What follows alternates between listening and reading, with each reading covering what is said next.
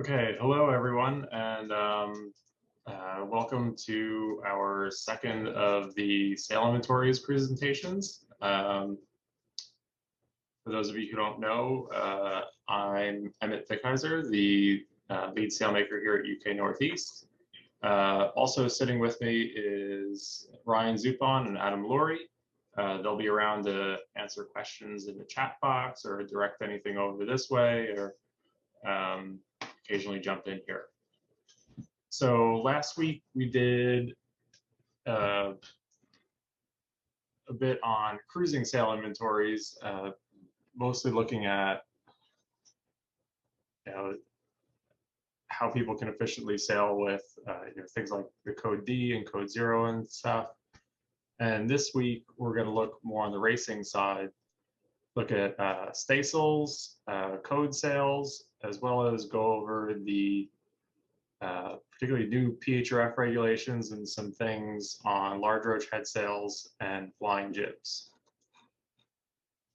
So, Ryan, next slide.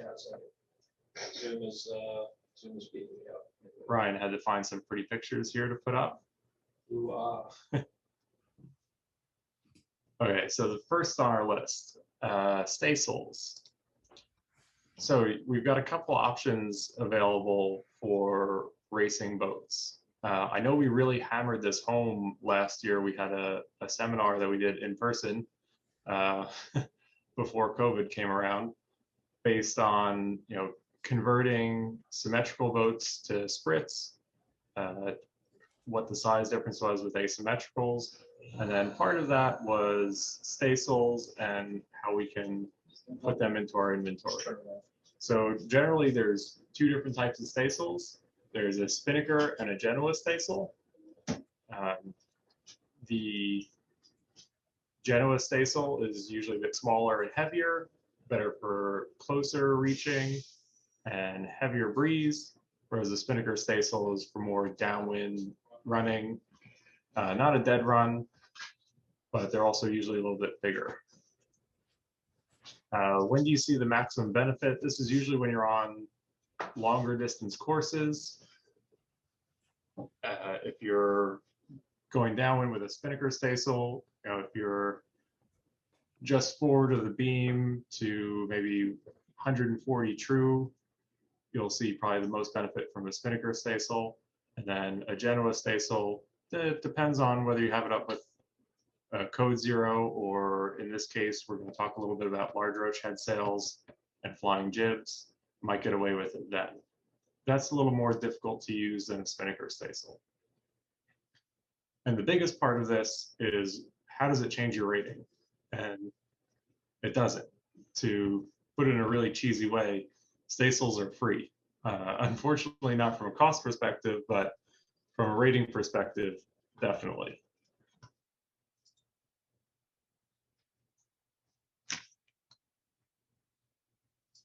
So first, we'll look a little bit at Genoa Staysails. So they're a little bit flatter. They're usually set inside. On some boats, they can be on the jib halyard, but usually if you have older symmetrical boats usually have a pole lift, or if the boat has a staysail halyard, we'll put it on that. We want to match the leach profiles. So it's all about working within the slot between the main and whatever head sail or code sail you might have up. They are usually made in similar fashion to head sails and what you would use for upwind work, because they're usually up in more breeze and they have a bit more load on them. In the picture there, you can see, this was a couple America's Cups ago.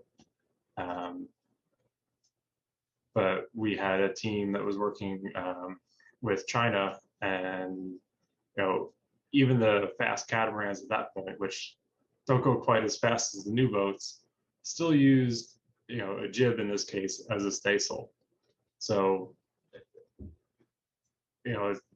this current America's Cup is really tough to relate anything back to our own boats, but in recent times we've had things that are still useful. So Spinnaker Staysails, you can see it in front of, this is a Sydney 43. They're a bit deeper. A boat like this doesn't truly run really. So they're always sailing at an optimal VMG angle. It's set inside, pretty big. It goes up to the jib halyard there. And it's a lot lighter. So that one in particular is made out of a code 0 material, which is about 2.5 ounces in sailmakers terms. One thing that we also do with the Spinnaker Staysails is I try to design them so they work as a wind seeker as well. And I don't know if any of you guys have used a wind seeker before, but basically what you can do is if you make it so it's about 100% LP, you can take the tack of the staysail up to the bow, which it isn't in this photo. And then the clew will stay just in front of the mast. And so if you're tacking back and forth or the boat's flopping back and forth and no breeze, it's a small, very light, efficient sail that might help you get the boat moving. I know personally, I've done several Newport Bermuda races where we've been sitting there bobbing in the middle of the Atlantic. And it's a tough situation to get out of, but we kind of use the staysail / wind seeker to get up to about a knot of boat speed, and then we transitioned over to the light one because that's when we felt like we had enough wind to carry a sail that was that heavy weight-wise.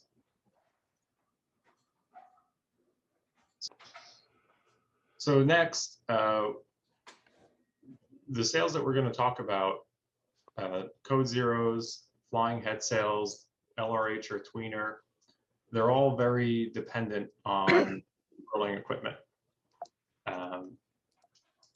And quite often, in the cruiser seminar last week, people ask us for a code 0 and then they see what a furler costs. It's usually the same price as the sail. So that's a little tough for some people to stomach, but they really, in racing, make our lives a lot easier. So I'll just kind of go over the basics of furling equipment here. So top down versus bottom up. There's two schools of thought, and they depend a little bit on what type of sail and what you're looking to do with it. Sails with a really big mid-girth or a large roach generally do better with top-down furling. So what this does is the tack is allowed to freely rotate while the head of the sail, using a torque cable, is the first to furl. Most commonly, big code 0s, most asymmetrical spinnakers on furlers are all going to be top down. Bottom up works really well on skinnier code 0s, things with a high clew height. When you have a short leach and you're trying to furl a lot of the sail from the bottom, it works out a lot better. For storage on deck, it's really easy to plug in a sail to the furler and have it ready to go. Unlike having a Genoa or something in a turtle bag, it's not going to get loose. Even if it does, it's usually not as catastrophic. It's always connected on by at least one point of the bow. And the furler is pretty easy to store. You can see up here the two furling lines are led aft, probably towards the mast. And if you take the sail off, I usually like to just clip it to the forestay. That way you can reach it on either tack or jibe and plug in your next sail. One note, I don't know if any of you guys have code 0s or anything like that. I usually like to set sails from the windward side. I find that to be the easiest thing to do. Unlike a spinnaker where you'd be hoisting it underneath the head sail or whatever you have up, it's usually very controllable from the windward side because it's all furled. So tack height. This is one thing that's going to come into play here as we move into, especially the flying jib. Having an adjustable tack height lets you kind of change how the sail is sheeted and where your center of effort of the sail is. For code zeros, it's usually good to raise it up about a foot and then have a little room to pull the tack line down, because that's usually the easiest and shortest line that you can pull on to tension the sail. It's really difficult to get halyard tension on at code zero. Sail changes. So a lot of modern boats are all with fractional rigs. There's a big debate quite often between fractional versus masthead code zeros. My preference is on Long Island Sound, a masthead code zero can be a very dangerous weapon. They've got a lot more area for light air and reaching, but they're not as versatile and they can be overpowering to the boat. Whereas a fractionally rigged code zero can be extremely versatile, great in breeze, and a lot of the high aspect rigs nowadays, it kind of helps us design a bit of a better sail.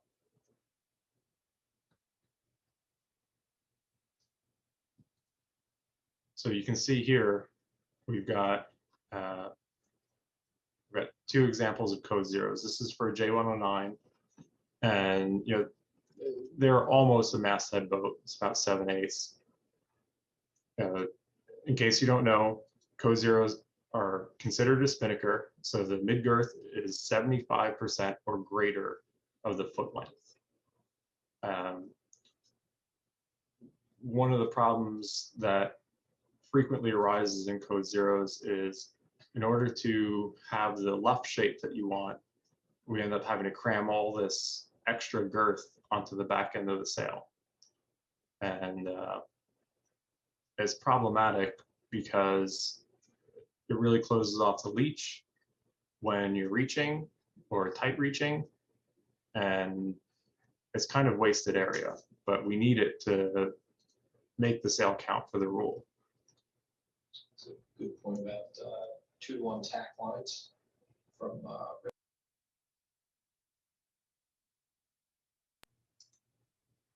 So Rich asked if you have to have a 2-to-1 tack line when you use a furler to prevent the furler from spinning. So that's a good question, and I'm sure a lot of people have issues with furling hardware. A 2-to-1 tack line is definitely a preferable setup. So if you can bring the tack line back a couple inches and make that 2-to-1, so that way your furler is locked in a certain position, that'll really prevent it from spinning. It's a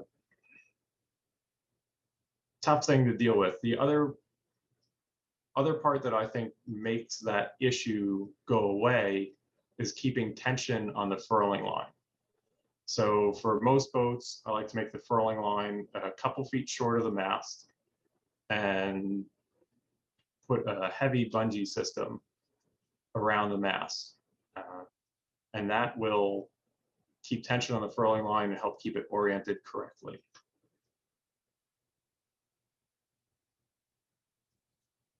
Also, a 2-to-1 tack line, if you really cleat off the halyard, you can get really good tension for a furling situation on the sail itself. However, don't be afraid to ease off that tack line when the sail is set and flying. Everyone thinks that the cable on the code zero needs to be tight all the time, but that's not true. And this is a really great photo to show that. You can see that the luff of the sail here is actually arching out to windward a little bit. And that's what we've designed it to do. And this projection is what a lot of people are talking about lately, especially in the world of cableless code zeros. But this is something that we've been doing for a while here.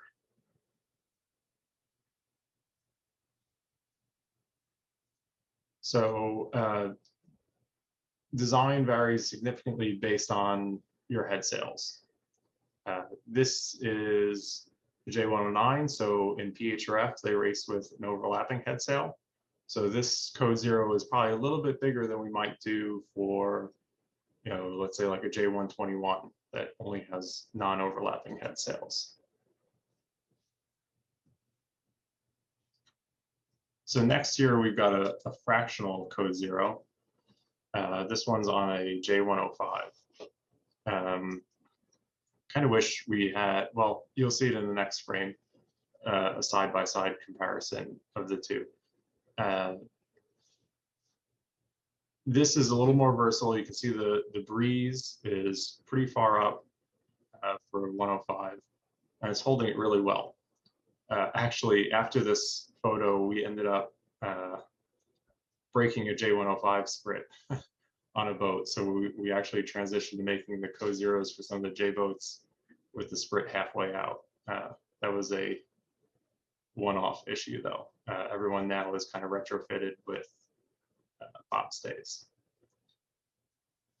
So like I was saying, what are your prevailing local conditions? Here in Long Island Sound, masthead might be great. We generally have a lot of light air in the summer, but this one was in Galveston Bay. It was a windy race that day, and the fractional really played out. The boat couldn't hold the A3 on this day, but the code 0 was a nice size. And you can see by the way the leech is, it's eased out pretty far. And the leech is pretty open, matches the main nicely. Great in point-to-point races.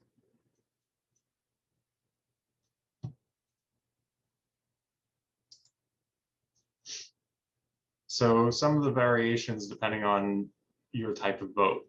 So the overall shape and size can change a bit depending on your headsails. So for an overlapping headsail boat, we might make a code 0 that looks a bit closer to the red image there. Whereas with a non-overlapping headsail, we'd probably make a code 0 that looks a little more like the gray image there.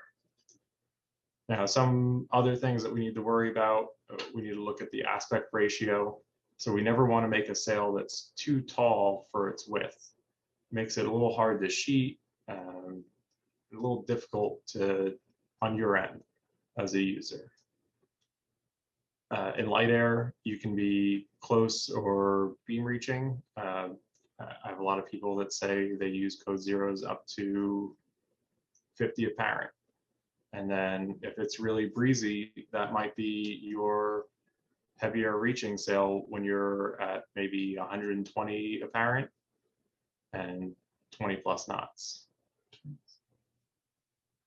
Adam just brought up a good point, and you might want to play with a tweaker.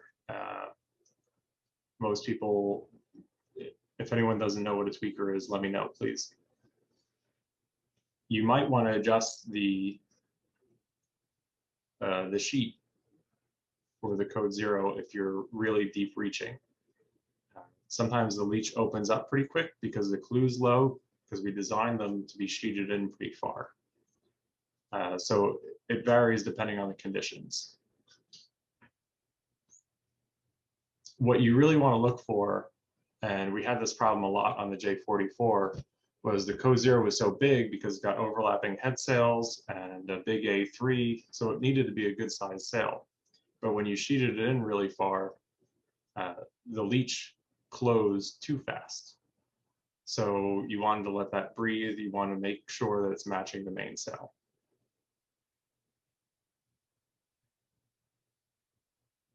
All right, does anyone have any questions on code 0s?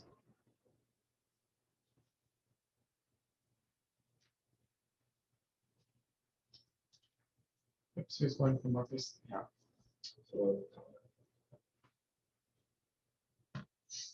So Mike said that he's got a Harkin furler without a 2-to-1 and doesn't have issues furling. There's so many variables here. It's important to have a correctly specified cable and make sure that you get good tension on it.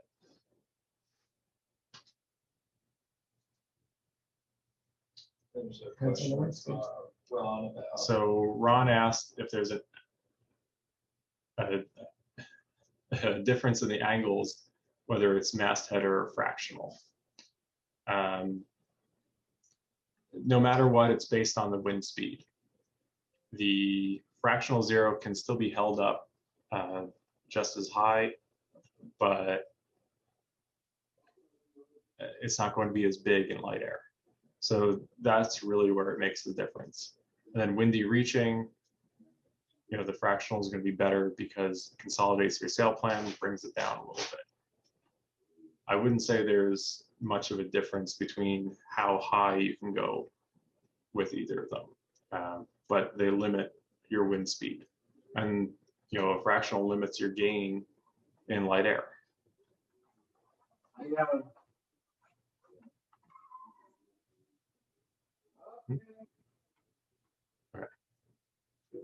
Yeah.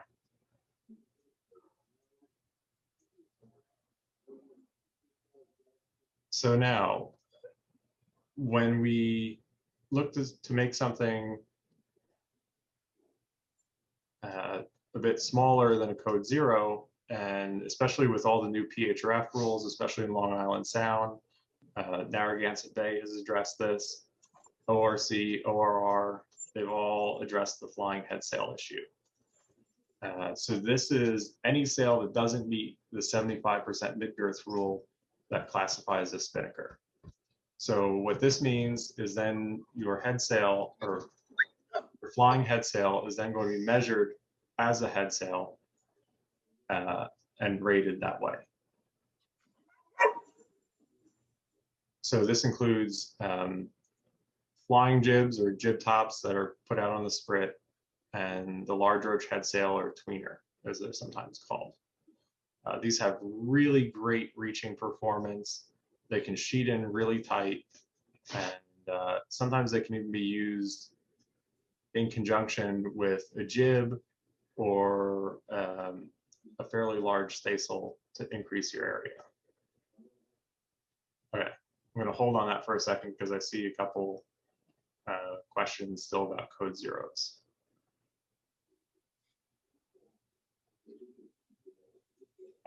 Okay, so Alistair was asking about helm balance with the code zeros. And this also applies to the flying jibs and large roach head sails. They all affect the helm balance.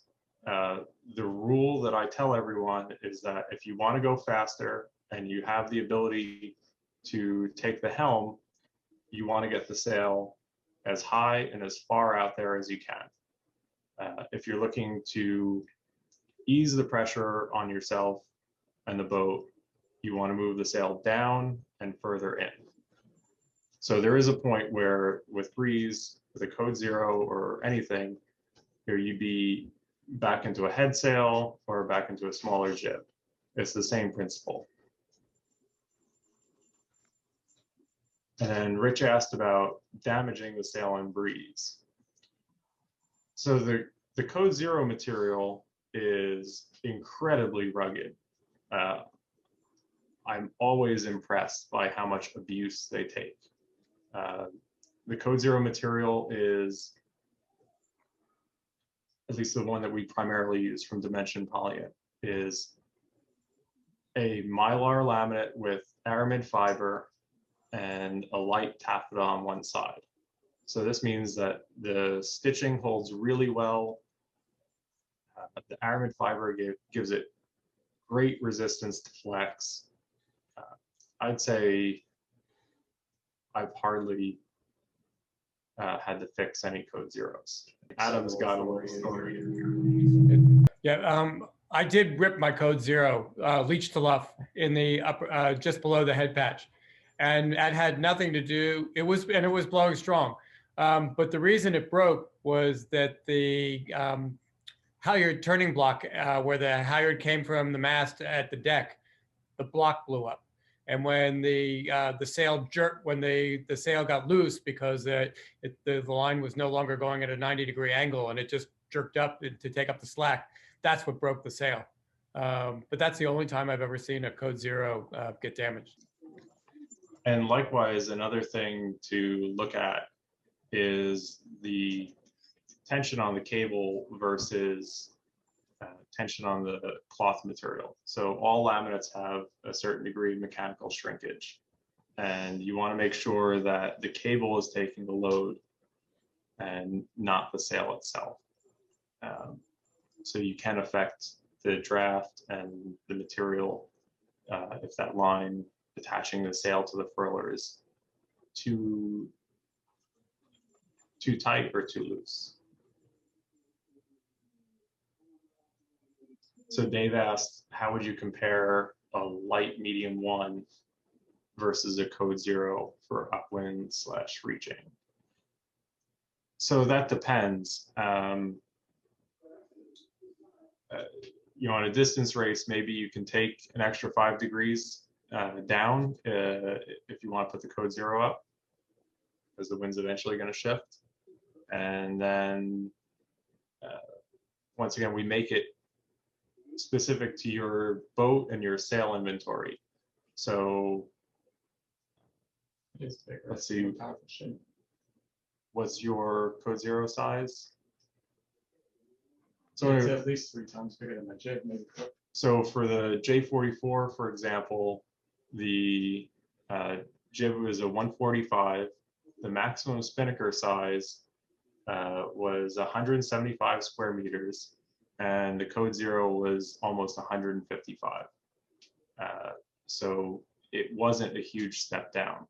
It's more about the shape and the way it flies. For something smaller, let's say one of the other boats that I compare later on in this is a Pogo 1250. The Pogo has maybe a 153 square meter kite, whereas its code 0 is 95. So that's a big step down in size, but it also can't handle as much breeze. So it still has a use with an overlapping headsail boat, but we generally have to make them bigger.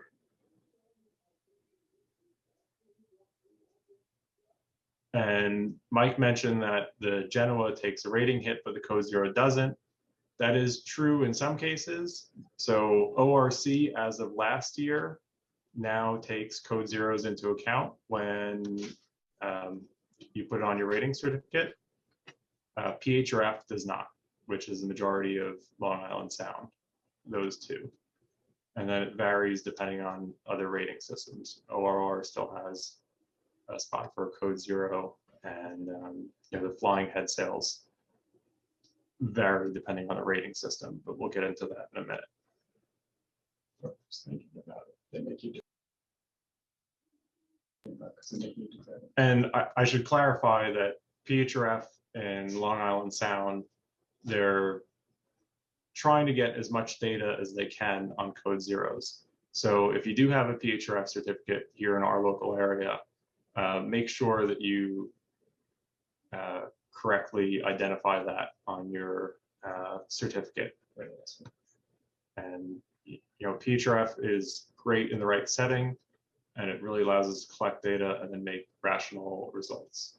ORC is the BPP based version, where your boat is your boat, everything gets measured, and then they come up with a rating depending on your expected speed in varying conditions. They both have their benefits and disadvantages, but that's not tonight.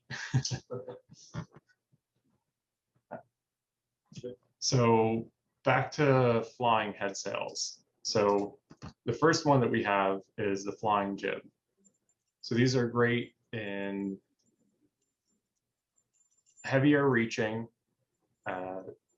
They can also have a space for non-overlapping jib boats in light air upwind for close reaching. Ryan really wanted to put in here that they can be flown triple-headed, but most people don't have the size boat for that. But the important thing to note there is that it's great when you put a headsail inside of it, or a Genoa Staysail. This picture here is the Sydney 43, And you can see they've got the flying jib. It was a little bit breezy that day, so the flying jib is pretty far down towards the tack. You could raise it up if it was lighter air and catch a little more breeze above the water. And they've got the jib set inside of it. You notice that the jib is trimmed very loosely. You don't want to be cutting off the flow from there. Everything matches pretty well. So Rob was asking what's wrong with the main on there. The main's just simply against the spreaders. They're probably overpowered for a minute. So you can see that it's just sitting on a second spreader up there. And the light did a good job on this too. So high clue and a high tack, keep it far away from any sea state that you might have. So it's a good, stable, small sail for offshore or distance racing. Depending on your rating system, we usually base the size of the sail off of what you have already. I've only made 2 flying jibs new. For a lot of people, we can make a flying jib at a good price point out of an older head sail that you have. There's definitely design benefits to making one from scratch, but we can also make do with what we have and make a sail or improve a sail that you already have on a good budget. So in PHRF,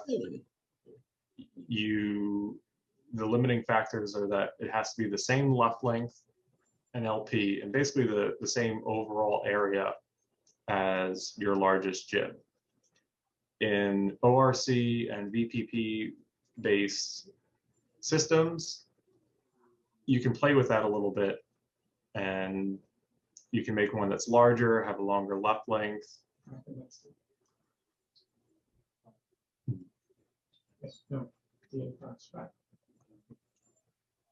And then also, being able to move the tack height around and having a slightly short hoist is actually a really big advantage in this case. You do get some sag in the luff from having the head of the sail, you can see on Christopher Dragon here, it's probably about 10 feet from the top of the mast. And when you're sheeting that sail, it's going to be pulling at the head of the sail. So chances are that halyard is dropping off to leeward a bit. But if you get good tension on it, which these sails definitely need, bobstay is a must. They can be really dangerous. That's dangerously fast. Yeah, as in dangerously fast. Good dangerous, not scary. But they also have a narrow wind range and usefulness. So you're not going to be putting this up on every race. Expand on.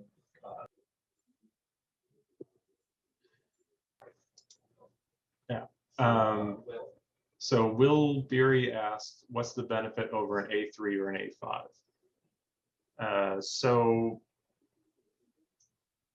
both A3s and A5s are loose luff sails, and they can be a bit unstable, especially in big breeze. They're also much larger. So this is a much more controllable sail. Also, depending on the apparent wind angle, you may want to be in something that can point a little bit higher. But there is definitely an overlap, and that goes for any sail in your inventory. There's always a space where your #1 jib works just as well as the #2, but that takes a little while to figure out.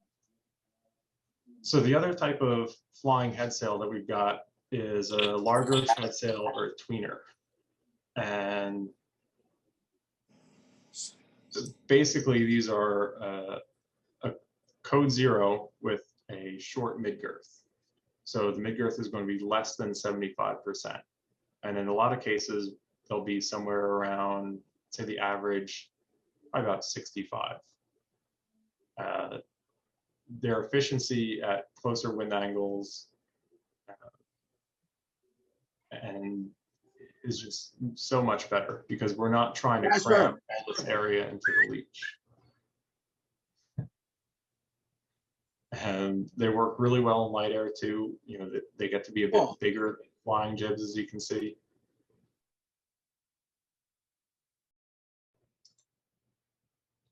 They can also be used with a staysail inside.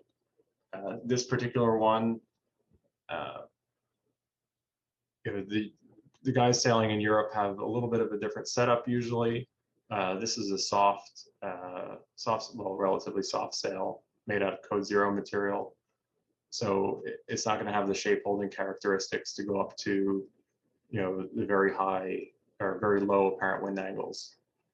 But you can see it's much bigger and it's a little under trimmed in this photo, but they're not losing the leach. And they use twin.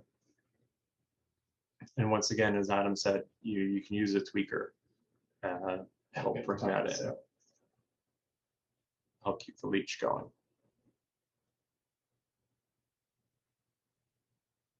So Rich asked if a flying jib has to be on a furler. If you want to live on the edge, you can probably not put it on a furler. That would be a very rough thing to do.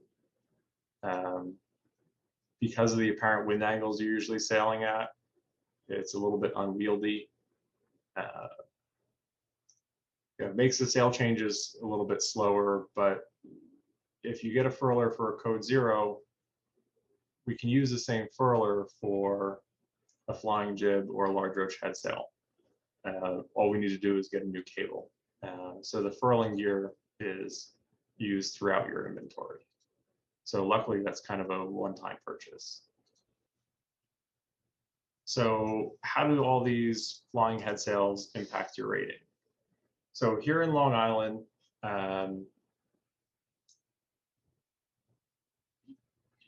you're going to get a 3-second penalty for a flying jib. And this is a sail that has the same luff and LP as the largest head sail. And then you're going to see a 6-second penalty for an LRH or tweener. And it's a bigger sail and has a bit more overlap with other things. They're a little bit, you know, situationally dependent. If you have a rating here, you won't see any difference in your windward leeward rating. So, you know, for anyone who does Can 1 or anything like that. Up in Narragansett Bay, no one has taken as big of a leap to understanding these sails and trying to rate them efficiently as Long Island Sound and the YRA. They've done, I think, a really great job at it. Up in Narragansett Bay, depending on your mid-girth to foot ratio, you can see a 2 to 7 second a mile penalty. And then in the Chesapeake Bay, it's all done on a case-by-case basis.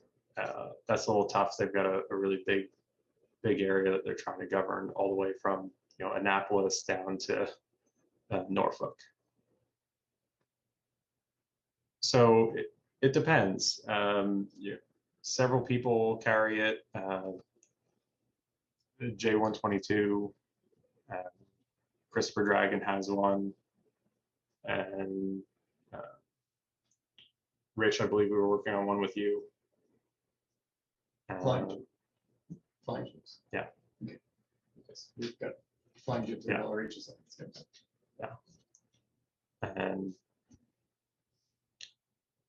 And then in ORC and VPP based systems, so there was a big rush for ORR to meet the demand for tweeners or large roach head sails.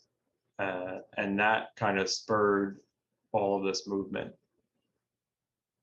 Unfortunately, this past Bermuda race was canceled, but you know, this is a little bit on just the VPP side of things. A couple days ago, we're looking at a Pogo 1250, and we're making a code 0 that's about 95 square meters. And the boat had an existing, they called it a Gennaker, but it was really a short mid-girth code 0 or a LRH. And that was about 87 square meters. So the dimensions were about the same, but it just didn't have the leach, which is limiting in some cases, but it does save the rating. Now, we thought that there was going to be a pretty hefty penalty, but we said, let's try it out before we make judgment on it. And the net rating change, it's really hard because in ORC and these systems, the rating system is only as good as your committee who uses an appropriate rating for the race. And the longer that race is, the more difficult it is to use the right rating. So in ORC, there's heavy and light air ratings, there's upwind and downwind based ratings. But if you use a general time on distance multiplier, the net change in rating was only 2 seconds a mile. So that means over the course of a vineyard race, you're looking at maybe, or not vineyard race, yeah, vineyard or Annapolis Newport, which is the big one coming up this year. There was only about a 10 to 15 minute penalty for taking the sail. And there's a lot of light air, tricky work down the bay. Decided it could be a very powerful sail.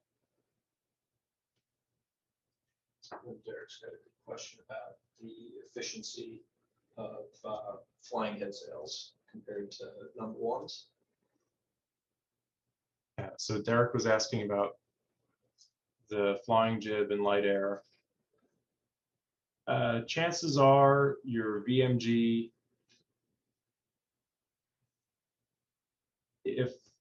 if you're truly in an upwind scenario, chances are you're best off with the light, with your number one jib. But it's definitely a lot better in a distance racing scenario where you have a little room to crack off, or it's a bit of a lopsided beat. If you have to take a little tack at the end, maybe it's worth it. These are definitely specific sails, and that's why we're talking about them tonight, because this is an expansion of your inventory. You're not going to beat with it. Yeah, as Ryan said, you're definitely going to have to be tacking with this.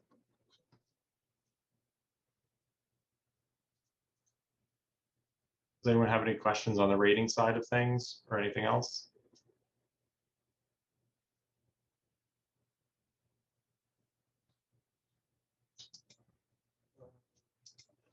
Furler cables from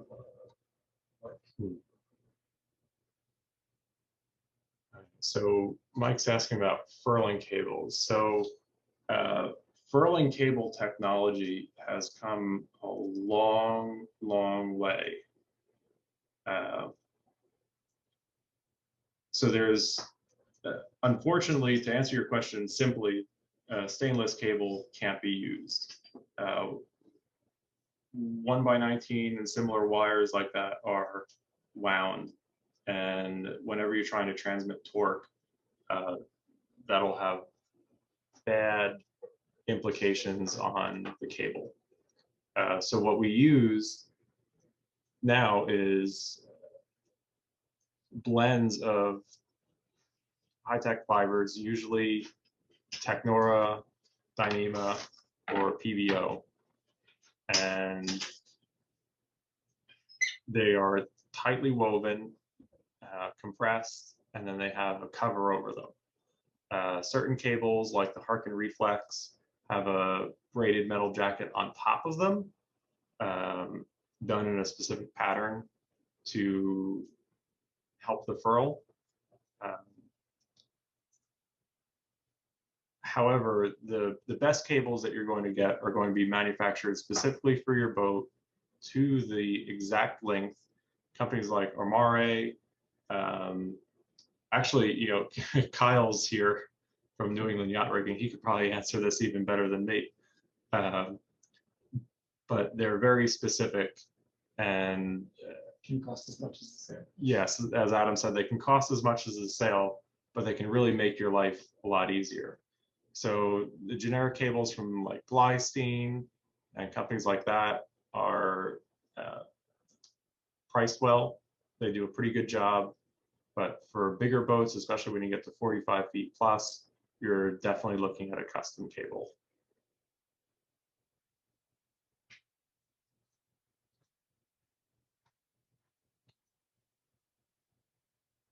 And you know, in the future, depending on, you know, if you replace a sail, the cable can be reused, but you will need a cable for every boat, or every sail rather. The furling unit you can use between multiple sails.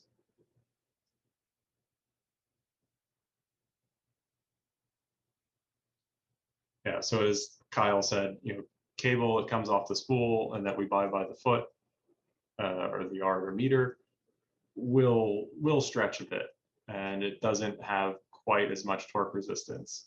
You know, the engineered cables, they'll work every time, and they're really great. They're very stiff, but they're a project. What they do is they take a single strand of fiber and they wrap it around the entire unit and the thimble that connects directly into the furler. It's quite interesting to look at. So that's all I've got on that end, but now I've got a rig plan of the J44 that I put into Sailcom here. For those of you that don't know, Sailcom is our software that we kind of do the first round of design in. So this is where we take all the boat dimensions and then turn it into something that you can see in 3D, mock up the sails, and then we go into fine tuning the shape from here. We need to set you up on a screen share. Yeah. It's gonna be 1 second to transition the screens over here.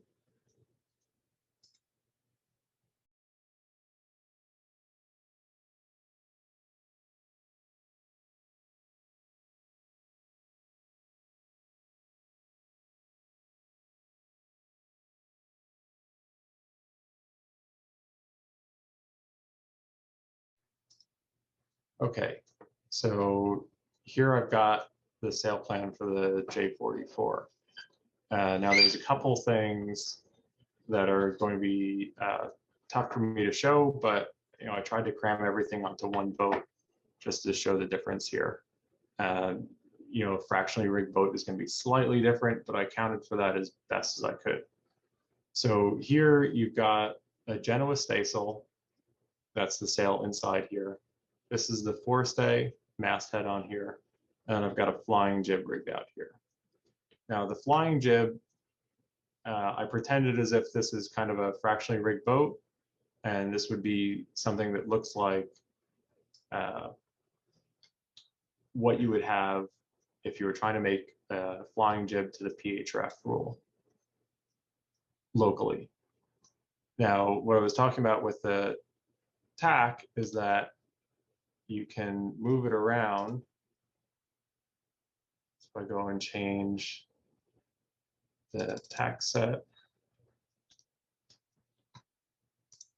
you'll see we move it down. You know, if you're in breeze, you want to consolidate that sail plan, bring it in, give it a second to think here. The sail comes down and you consolidate everything a little bit, makes it a bit more stable. And then the opposite, if you're in light air, you can move it up a little bit. Also helps with your sheeting angle. You see, if we draw a line from about where the spinnaker blocks are, sorry for the weird angle there, and go up, that's a really tough sheeting angle. And really you would want to see this be somewhere down here. Right.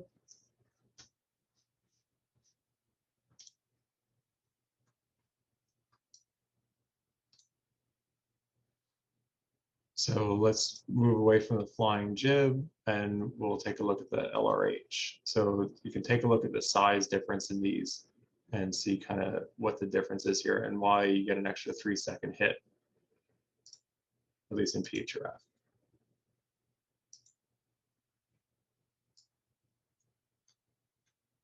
So that overlap, if you consider that the LP of a head sail, would be almost 180%. Probably a little bit exaggerated, but this is a very popular setup, especially lately in the last couple of Chicago Mac races. You know, light air up there, and they take it and they actually use a tweaker to bring the clue inside the boat more. You see, we've got a really nice leech shape. You can match the main, and a little bit different than the Code Zero. And I'll put that on top so you can see the difference. So that's the Code Zero, and I hope this helps where you can see the difference in how the leech looks and how it's going to sheet. So I can actually take this here and let me change the sheeting angle. So right now my sheeting angle is 30 degrees. So let me bring it in a little bit more as if we trimmed in.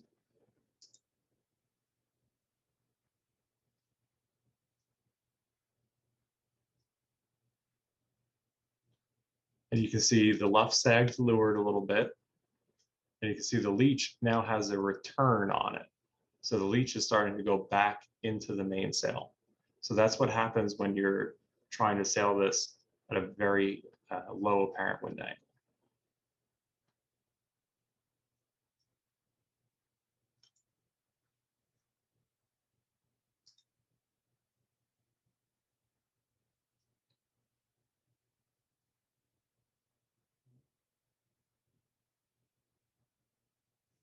Anyone have any questions about that or anything I can answer? We've got some specific wind angle questions for the LRH. So Connie was asking how low can the apparent wind angle be? I would say probably about, you know, in the lightest air, maybe 40 to 50 apparent. It might be a stretch, but you know, if you're using an in-hauling system, definitely possible. With the Code Zero, you're probably definitely at least 50 apparent, for sure.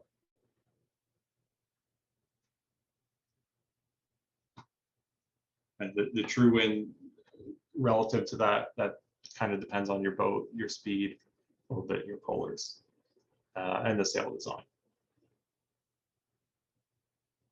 Again, you're not going upwind with these.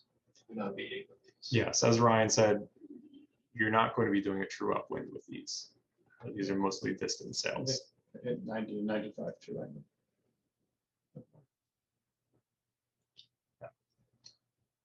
So actually, it doesn't always have to droop in light air because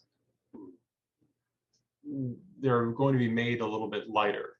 You know, this isn't going to be we're not trying to make this for a heavy one.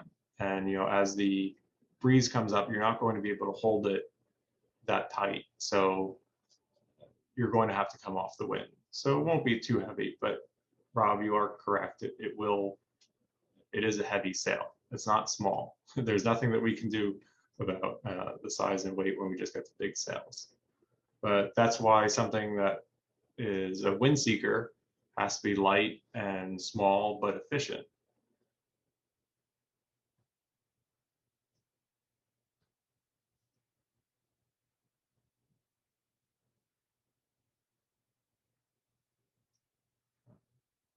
But do you guys have anything?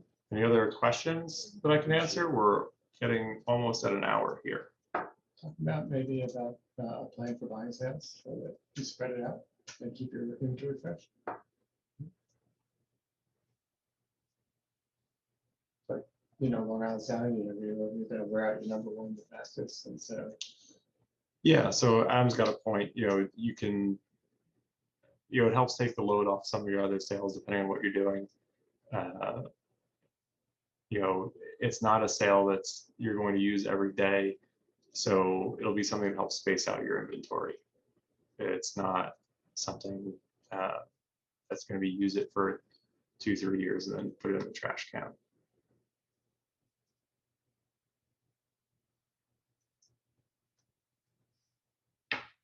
So, Ryan, are you answering that question? I was having something out, but if you want to, Alright. you can talk it, that'll be quicker. So Dave asked about the difference between snuffers and furlers.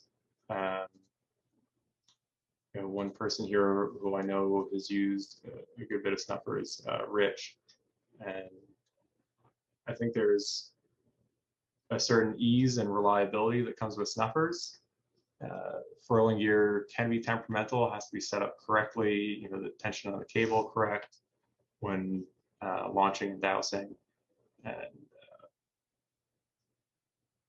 it takes a little bit to get used to. A snuffer, no matter what, you can just pull the line down and it's gone. They're also a lot cheaper than the furling setups, but Mostly used with spinnakers as opposed to yes. specific sails. And as Ryan said, spinnakers are usually much better with snuffers versus code zeros, the flying jib and LRH, which do really well on furlers. The sails with the very large girth are not great on furlers. It'd be tough getting a full-sized A2 or something into a snuffer. Not that a furler. Not that it can't be done, but it may not be pretty all the time.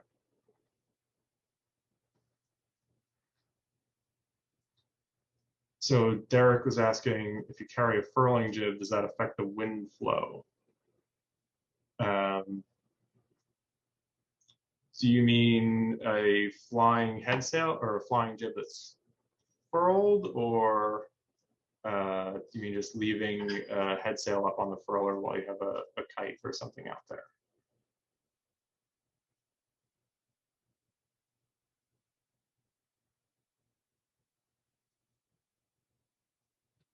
Okay, with the flying jib. If you're racing, you probably won't get it down. It definitely affects the wind flow. Anything that you put out there is not great for the sail plan. You can, let's say you're in a transition zone and you have a flying jib up, but you're still sailing under the number one, you will see a little bit of a loss in boat speed. But Derek, I know you do a lot of shorthanded sailing, and so it's a little bit of a different game. Sometimes you have to accept small losses in order to make the big gains down the road. So, if you see it in your future, it might be worth it. But it's also a small sail, so it's not going to be too big up on the furler, and it'll definitely furl better than a kite or something. So it's not going to be as risky to have out there on a furler. We also put Velcro clue closure, and our favorite furlers, the Ubi Mayors, have a ratcheting system. So whenever you start to furl them, you will never lose that furl.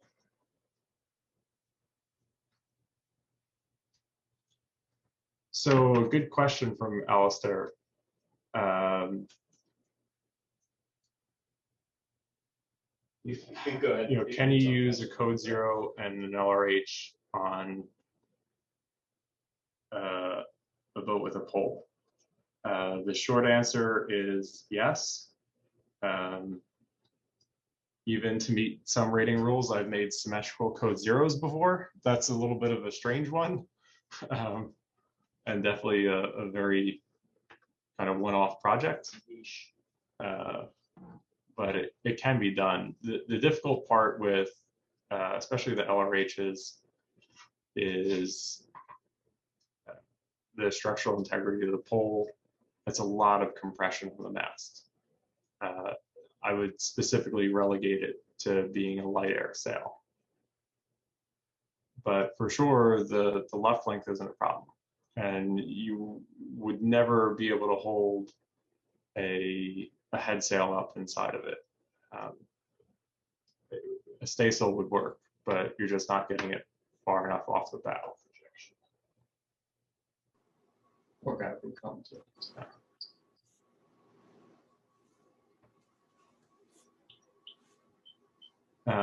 Any other questions?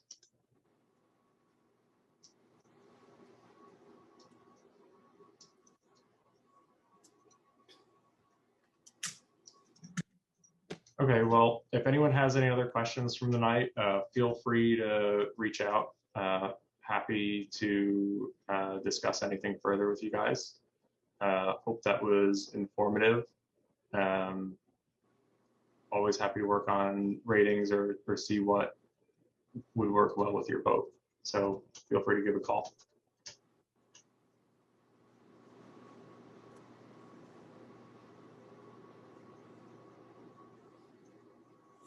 Okay, well, no other questions. Have a good night, guys, and thanks for stopping by. All right, good night, all. Thank you. Thanks for stopping by, guys. Nicely done, guys. Thank you. Thanks. Good stuff.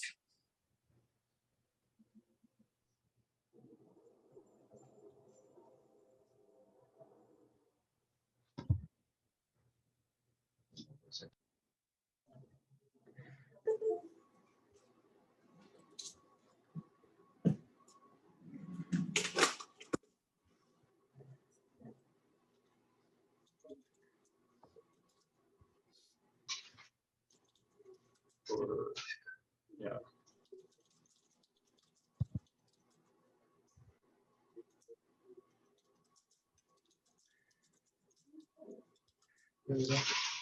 What Indians do we have left? Huh? What Indians do we have left? And we got one more. Chris Crayer. Chris, you here? Yeah, this has turned into a company meeting now.